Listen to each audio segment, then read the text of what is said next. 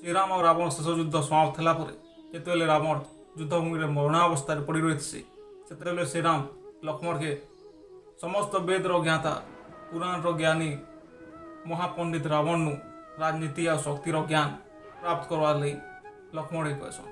ଜୁହାର ଜୟ ମା ସମଲେଇ ମୁଇଁ ଆପଣଙ୍କ ଆରମ୍ଭକେ ଆପଣକେ ସ୍ୱାଗତ କରୁଛେ ଆଉ ଗୋଟେ ନୂଆ ଭିଡ଼ିଓର ସାଙ୍ଗେ।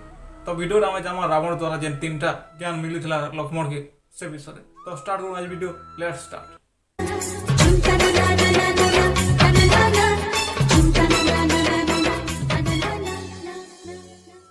ରାବଣ କହିଲା ଲକ୍ଷ୍ମଣକେ ଭଲ୍ କାମକେ କେବେ ବି ବିଳମ୍ବ ନି କରବାର୍ କଥା, ଆଉ ଅଶୁଭ କାମକେ ଯଦି ମୋହ ଲାଗି ବି କରବାର୍ ଲାଗି ପଡ଼ୁଛେ, ନିଜର କାହାର ଲାଗି କରବାର୍ ଲାଗି ପଡ଼ୁଛେ ତ ଯେତେ ପାରବ ସେତେ ତାକେ ଟାଲବାର୍ କଥା। 2 ନମ୍ବର ଜ୍ଞାନ ଯେନ୍ଟାକି ରାବଣ ଲକ୍ଷ୍ମଣକେ ଦେସନ୍ ସେ ଜ୍ଞାନଟା ହେଲା ଶକ୍ତି ଆଉ ପରାକ୍ରମର ଘମଣ୍ଡରେ କାହାକେ ଛୋଟ ନି ଭାବବାର୍ କଥା। ମୋତେ ବ୍ରହ୍ମାନୁ ବର ମିଳିଥିଲା କି ବାନର ଆଉ ନର ମାନେ ମାନବ मोर बद्ध कर मत मारिक नहीं पारत कही मुई ताके छोट भाविक ध्यान नहीं देली लगी मोर सब विनाश है।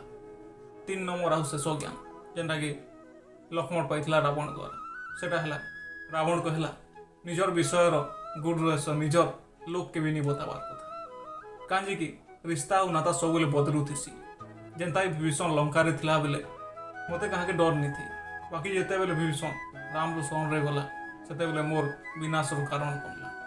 आज वीडियो एतकी थिला आपन केनता लगला कमेंट कर बताबे आ भल लगी लाइक दे देबे आ जदि आपन के आके भी एंता वीडियो माने देखबार छे तो चैनल के सब्सक्राइब कर रखो काहे कि एंता वीडियो हमर चैनल रे अपलोड होतछे।